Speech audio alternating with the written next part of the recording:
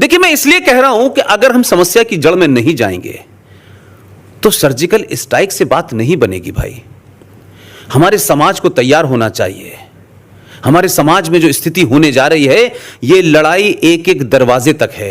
एक एक इंच के लिए लड़ना पड़ेगा आपको। कुछ 2, 4, 10 साल की बात और है जो मैं देख पा रहा हूं। मैं सरकारों से ज्यादा इस देश में जो इंस्टीट्यूशंस हैं, चाहे संसद हो, चाहे लेजिस्लेशन हो, चाहे एग्जीक्यूटिव हो, चाहे जुडिशरी हो, मैं इस पाखंड से परेशान हूं कि आप मुझे बताएं, जम्मू कश्मीर के अंदर जो फौजी भारत का पाकिस्तान से आने वाले, सरहद से पार आने वाले फौजी जो इक्विप्ड है, जो ट्रेंड होके आया है, उसके साथ लड़ रहा है आमने सामने। और जो टेरेन है पूरा वो इतना खतरनाक है, आप उसमें ये पता नहीं ये पहाड़ी किधर है, ये पेड़ किधर है, नीचा किधर, वहां वो लड़ रहा है। लेकिन पीछे से इस देश के मुसलमान, जम्मू कश्मीर में वैली के मुसलमान, वो उस आर्मी के ऊपर पत्थर मारते हैं, गोली चलाते हैं, और उसके बाद जब पलट के आर्मी को या तो हवा में गोली चलानी पड़े या कभी कभी पलट के गोली मारनी पड़े, तो भारत की अदलिया, जुडिशरी, अदालत के अंदर चेतना पैदा हो जाती है, मानवाधिकारों का एकदम उनके अंदर वलवला आ जाता है, और वो कहते हैं कि ये तो बहुत गलत काम कर रहे हैं। किसी फौजी को इस तरह से निहत्थे लोगों पे गोली नहीं चलानी चाहिए। तो उनसे पूछा, आप सजेस्ट कर दें, ये मैं डिबेट बता रहा हूं जो हुई है कोर्ट के अंदर खड़े होकर के, तो आप सजेस्ट कर दें क्या करें। तो उन्होंने पहला सजेशन दिया कि गर्म पानी उनके ऊपर डालो। तो साहब, गर्म पानी फौजी कैसे लेके जाएगा? नहीं, थोड़ा गुनगुना डालो उनके ऊपर, गुनगुना पानी, गर्म मत डालो। प्लास्टिक की गोली चलाओ, ऐसे मत चलाओ, आगे से चलाओ, पीछे से चलाओ, जिन्हें क्या क्या उन्होंने अपने दुनिया जमाने के अपने जिसको कह सकते हैं कि सजेशन दे दिए। अब भारत सरकार से कोई पूछे भाई कि इस देश में फौज को क्या करना चाहिए, यह भी जज साहब बताएंगे। जो जज साहब दिल्ली के अंदर 5-5 ब्लैक कैट कमांडोज में रहते हैं, 2 गाड़ी पायलट की आगे चलती है, 2 पीछे चलती हैं, जबकि उन्हें कोई मार नहीं रहा है, वो ये सजेशन दे रहे हैं कि फौज को कैसे गोली चलानी चाहिए, कब चलानी चाहिए, पानी डालना चाहिए, प्लास्टिक डालनी चाहिए। नहीं, मुझे समझ ही नहीं आता इस देश में हो क्या क्या। लेकिन क्योंकि जुडिशरी ने काला कपड़ा पहन रखा है, लिहाजा उनके बारे में आप कोई बात करेंगे तो कंटेम्प्ट ऑफ कोर्ट हो जाएगा। यह भी अच्छी बात है। उनके उनके उनके महान चरित्र के बारे में बात करेंगे तो भी कंटेम्प्ट कोर्ट हो जाएगा। तो मैंने स्वतः ही इस बात को लिया है कि मैं भी यह देखना चाहता हूं कि जो जजेस इस देश में एक आतंकवादी को जब फांसी देने की बात करते हैं और 2-2 बार उसकी क्लेमेंसी रिजेक्ट हो जाती है, उसके बाद भी उसको फांसी की बात होती है, तो कौन लोग होते हैं वो जो कोर्ट जाते हैं और कहते हैं, क्या कहते हैं कि साहब 2 साल से सुनवाई हुई है, ये है, लेकिन अब ये आखिरी पॉइंट रह गया है, इसके लिए कोशिश करिए कि एक बार और रात के 6 बजे तक कोर्ट खोल दीजिए और आखिरी बार सुन लीजिए। उस आतंकवादी का केस जिसको सजाए मौत हुई है, सुबह 6 बजे तक कोर्ट खुलती है और उसे फांसी होती है। और जब वो उसको सजा दे दी जाती है, आप ही के मुंबई का था, महाराष्ट्र का था, तो कहा जाता है कि याकूब मेनन, हम शर्मिंदा हैं, तेरे कातिल जिंदा हैं। तो ये कातिल कौन थे? सुप्रीम कोर्ट के 5 जज, 6 जज। तो कंटेम्प्ट ऑफ कोर्ट तो हुआ नहीं, और खुलेआम कहा गया। जेएनयू में कहा गया, जादवपुर में कहा गया, हैदराबाद में कहा गया, कहां नहीं कहा गया। उस दिन मुझे लगा कि शायद कंटेम्प्ट ऑफ कोर्ट जो है ये किसी गलतफहमी चिड़िया का शिकार है, इसलिए मैंने कहा कि मैं जजेस के बारे में बोलना चाहता हूं, इस सुप्रीम कोर्ट के बारे में बोलना चाहता हूं कि भाई आप डराएं और कंटेम्प्ट ऑफ कोर्ट में बंद कर दें कि हमने कोर्ट की अवमानना की है, करें बंद हमको। लेकिन कोर्ट इस देश की जो है वो सरकार को काम नहीं करने दे रही है। इस देश की कोर्ट जो है उनको रोहिंग्या के मानवाधिकारों का पता है, उनके बसने पर रोक लगाती हैं, बांग्लादेशी मुसलमानों के भारत में आने पर रोक लगाती हैं। लेकिन यही कोर्ट में जब कश्मीरी हिंदू पंडितों की तरफ से दिल्ली में जाता है और कहा जाता है कि आप हमारी एक अर्जी एक्सेप्ट कर लीजिए कि इसी आजाद भारत के अंदर 1990 में 3.5 लाख कश्मीरी हिंदू पंडितों को जिस बुनियाद पे मारा गया, रेप किया गया, कैसी विवश कहानियां हैं कि आप सुन नहीं सकते हैं। उनसे कहा गया कि कम से कम आप हमारी अर्जी सुन के इसके ऊपर बातचीत तो करिए, इसको सुनवाई तो करिए। कम से कम 3.5 लाख लोग जो वहां से भागे हैं, जिसमें कई हजार मारे गए हैं, कई हजार बेघर हो गए हैं, उसके बाद इतने लोग मर चुके हैं। एक FIR, एक कोई शिकायत तो किसी थाने में दर्ज करा दीजिए पूरे कश्मीर में। आज तक 3.5 लाख कश्मीरी पंडितों में से इतने मारे गए, इतनों का रेप हुआ, लेकिन पूरे जम्मू कश्मीर में एक FIR किसी के नाम की नहीं है, छोटी सी भी नहीं है, एक गिरफ्तारी नहीं है। तो सुप्रीम कोर्ट ने कहा कि 1990 का केस है, अब तो उसके कागजात भी नहीं है हमारे पास। अब इस पे क्या कहा जाए? तो सुप्रीम कोर्ट को मुंबई की दही हांडी की लंबाई कितनी होनी चाहिए इसकी चिंता है। सुप्रीम कोर्ट को महाकाल में कितना पानी चढ़ना चाहिए इसकी चिंता है।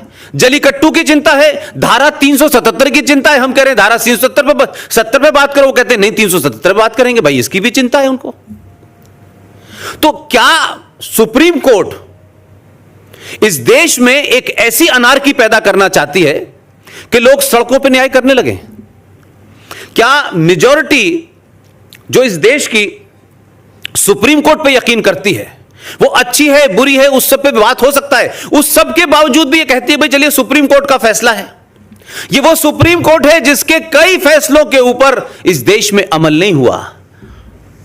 सुप्रीम कोर्ट ने पूछा नहीं कि मैंने 6 महीने पहले हमने 3 बेंचेस की जज ने यह फैसला दिया था कि इस देश के मंदिर से, गुरुद्वारों से, मस्जिदों से लाउड स्पीकर को हटा दिया जाए, यह गलत है।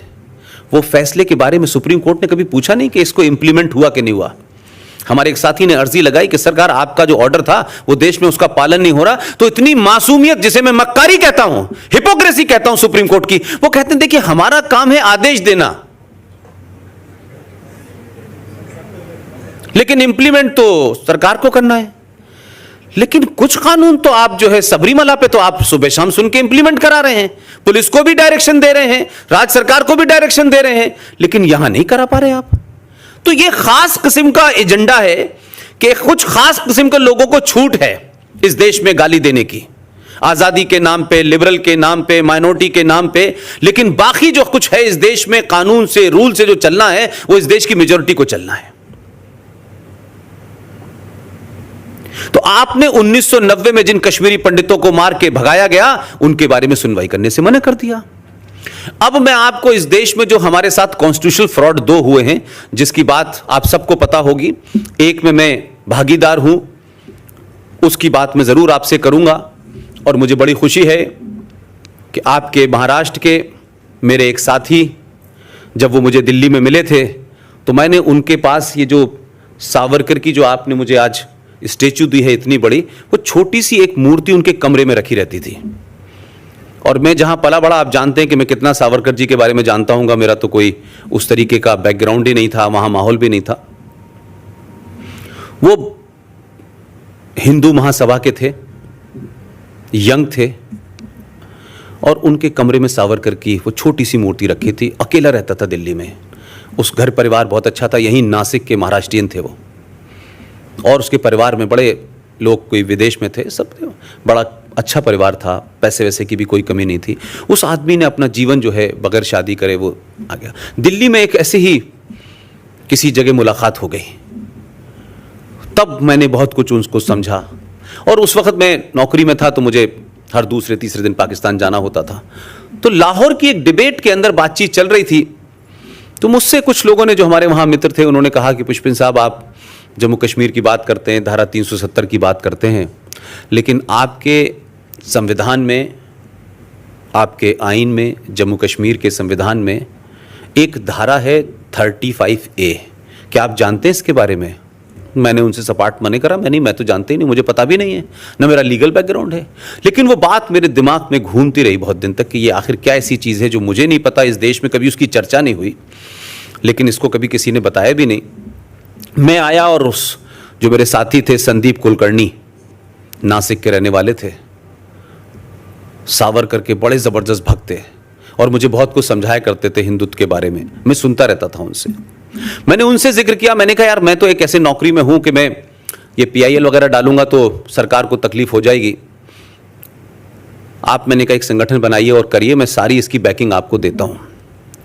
और एक और साथी हमारे थे, राकेश मुदगल, हम तीनों लोगों ने मिलकर के इसकी स्टडी की और कोई 6 महीने के अंदर हमने ये पता लगाया कि भारत के संविधान में अगर सबसे बड़ा कोई फ्रॉड है तो वो 35A है।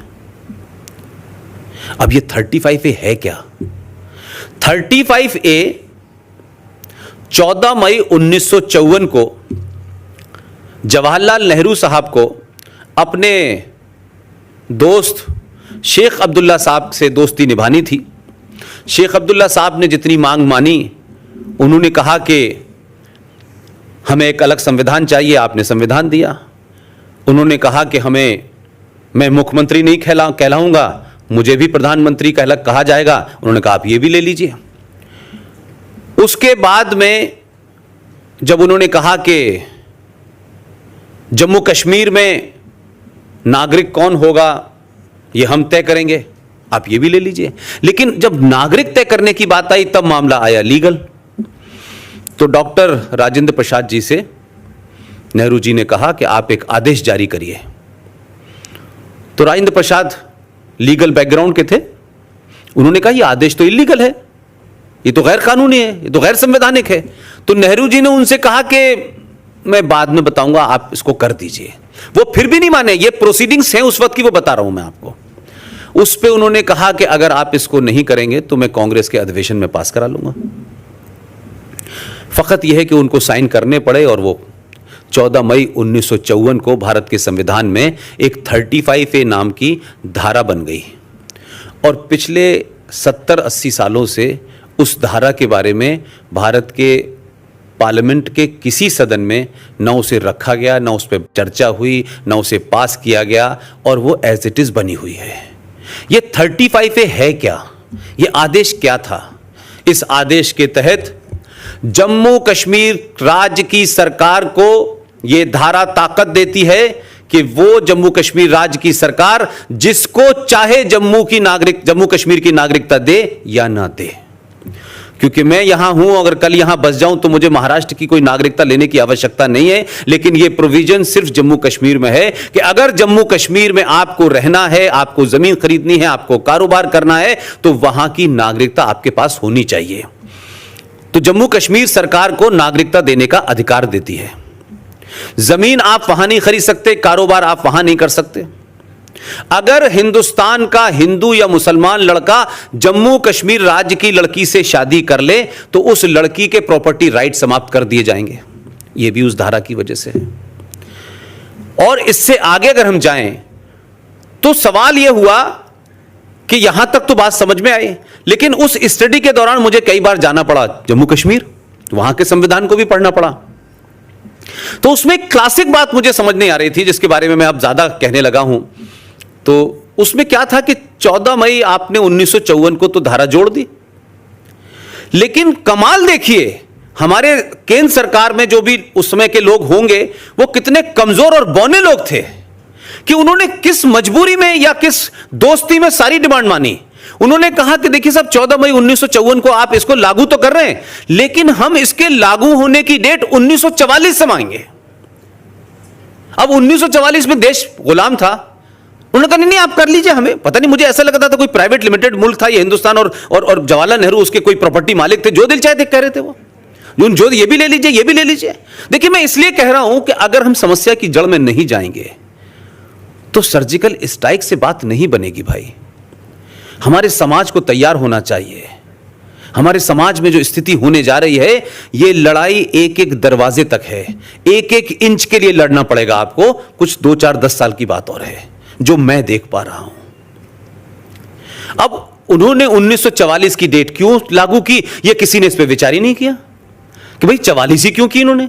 भाई मैं कह रहा था 632 कर देते, क्या दिक्कत थी भाई, शुरुआत से कर देते, उस वक्त से जितने थे सबको मान लेते।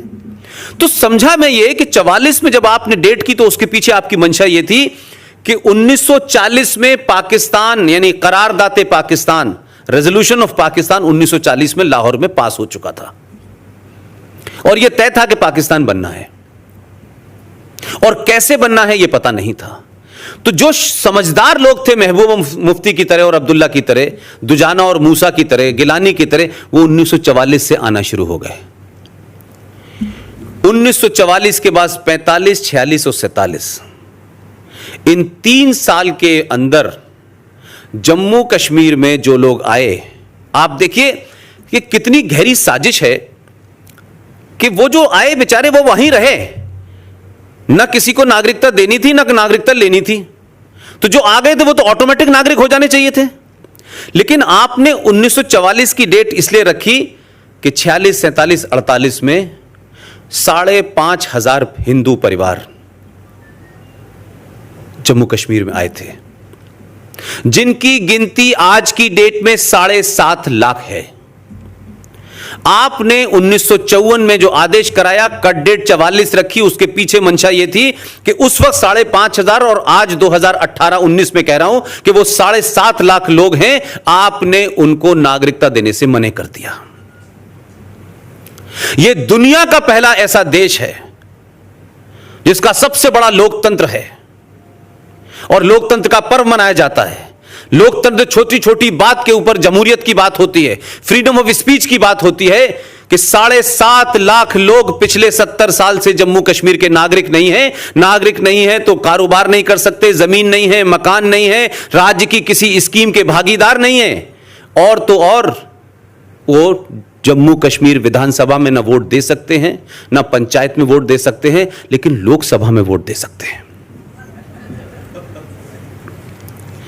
अब आप सोचिए, आज भी वो लोग कुत्ते बिल्ली कीड़े मकोड़ों की तरह बेचारे पैदा होते हैं और मर जाते हैं। उनके पास कुछ भी नहीं है। कोई टेंट में रह रहा है, टेंट फट गया तो दूसरे टेंट में रह रहा है, सड़कों पर रह रहे हैं, गलियों में रह रहे हैं। लेकिन इस देश के 125 करोड़ लोगों की मानवता नहीं जागी, लेकिन सुप्रीम कोर्ट की मानवता जो है वो रोहिंग्या मुसलमानों के लिए जाग गई। इसलिए सुप्रीम कोर्ट जो है सेलेक्टिव है। इस देश के अंदर इस देश के इंस्टीट्यूशन सेलेक्टिव हैं। ह्यूमन राइट कमीशन की सेलेक्टिव मानवता जागती है।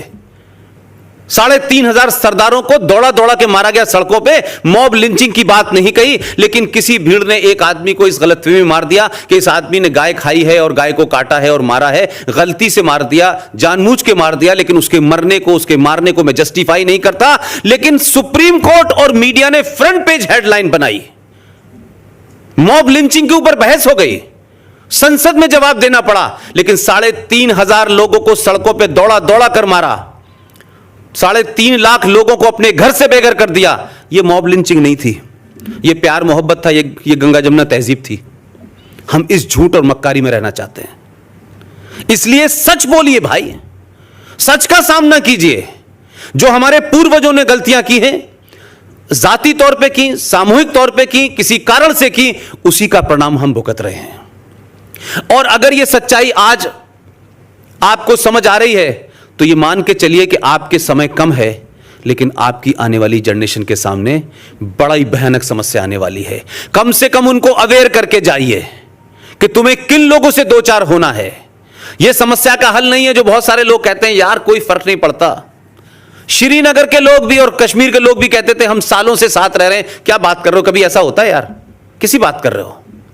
मालदा के लोग भी कहते थे, कैराना के लोग भी कहते थे, अलीगढ़ भी कहता था, दुनिया के तमाम सारी जगह यही बकवास चलती थी, लेकिन अब सब जगह स्थिति वही हो गई है।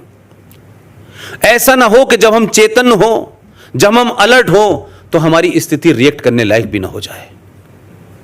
लिहाजा इस समाज को यह समझना चाहिए कि जम्मू कश्मीर की समस्या सिर्फ जम्मू कश्मीर की नहीं है। कितने लोगों को आपको पता है कि गज़वाए हिंद का नाम सुना है आप लोगों ने कि नहीं? यह गज़वाए हिंद क्या है, यह क्या फिलॉसफी है? हमारा पड़ोसी मुल्क बताता है कि अल्लाह मियां कह के गए हैं, मोहम्मद साहब हमारे नबी कह के गए हैं, यह तो होना है। गाजी का मतलब समझते हैं आप लोग? गाजी उसे कहते हैं जो लड़ते लड़ते नॉन बिलीवर को मार दे, उसे गाजी का दर्जा मिलता है, बहादुरी का दर्जा मिलता है। ये गज़वाए हिंद वही है। गज़वाए हिंद की सिर्फ इतनी शॉर्ट में कहानी है कि पूरी दुनिया में जब तक इस्लाम का परचम नहीं फहरेगा, तब तक ये इस्लाम कंप्लीट नहीं है। हमने पूरी दुनिया में फहरा दिया है, लेकिन सिर्फ पिछले 700-800 साल से हम भारत में इसे नहीं फहरा पा रहे हैं। लिहाजा लगातार रेजिस्टेंस भारत में मिल रहा है, और भारत में हमको जब तक गली गली मोहल्ले मोहल्ले इस्लामिक कानून नाफिज नहीं हो जाता, इस्लाम के मानने वालों की सरकारें नहीं बन जाती, इस्लाम के मानने वालों की गिनती नहीं हो जाती, तब तक ये गज़वा हिंद पूरा नहीं होगा। और उसी गज़वा हिंद का रास्ता है जम्मू। दिल्ली में गज़वा हिंद आसमान से नहीं आएगा, जम्मू से आएगा, उसी रूट से आएगा, क्योंकि वही रूट है, क्योंकि गज़वा हिंद का हम कमाल पाकिस्तान में भी देख रहे हैं। तो जिन लोगों की यह ख्वाहिश है कि भारत एक सेकुलर देश है, रिपब्लिक देश है, पूरे भारत के अंदर सेकुलरिज्म है, लेकिन भारत के एक राज्य में जो शांति प्रिय लोग हैं, जिनका धर्म भाईचारा सिखाता है, झूठी गलत कुरान की व्याख्या करके अपने हिंदुओं लोगों को अलग अलग कहानियां सुनाते हैं, और हिंदू कुरान शरीफ पढ़ता नहीं है, जानता नहीं है, लिहाजा उसी बात को मान लेता है। एक राज्य है सिर्फ पूरे देश में हमारे, जहां मुसलमान 70% मेजॉरिटी में हैं। उस राज्य में जो कुछ आप अखबारों से पढ़ते हैं वो अपनी जगह है। उस राज्य का जो केस हम 35A को हम जिन 3 लोगों ने 19 अगस्त 2014 को कोर्ट में डाला था, तो जब वो एक्सेप्ट हुआ तो इस बात की ढूंढ कोशिश हुई कि ये कौन लोग हैं जिन्होंने ये मुसीबत हमारे लिए खड़ी कर दी है। तो भाई शुरू में तो अंदाजा नहीं था। कुछ बातें सार्वजनिक तौर पे मैं इसलिए कहने से थोड़ा सा अवॉइड करता हूं कि उसके परिणाम अच्छे नहीं होंगे। आपके राज्य का वो मेरा साथी संदीप कुलकर्णी की मौत उसके कमरे में कैसे हुई ये पता आज तक मुझे नहीं चला।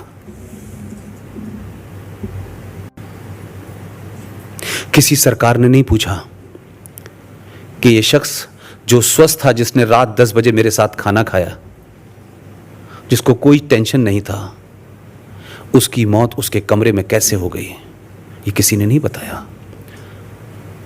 मेरे पास जो मैं खड़ा हुआ हूं, उसके अलावा मेरे पास न कोई धन दौलत है, न कोई मेरे पास ऐसी ताकत है कि मैं सबसे लड़ सकूं।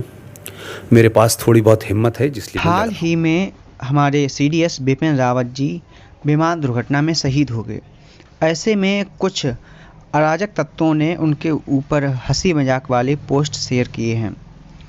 ऐसी ही एक खबर आई है केरल से, वहाँ पर अली अकबर केरल की मलयाली भाषा की फिल्म के निर्देशक हैं, और उन्होंने इस्लाम को छोड़कर हिंदू धर्म को अपना लिया है। दरअसल बात क्या हुई है, चलिए आपको बताते हैं। अली अकबर ने अपने फेसबुक से एक वीडियो अपलोड किया था, जिसमें CDS जनरल बिपिन रावत को श्रद्धांजलि दी गई थी।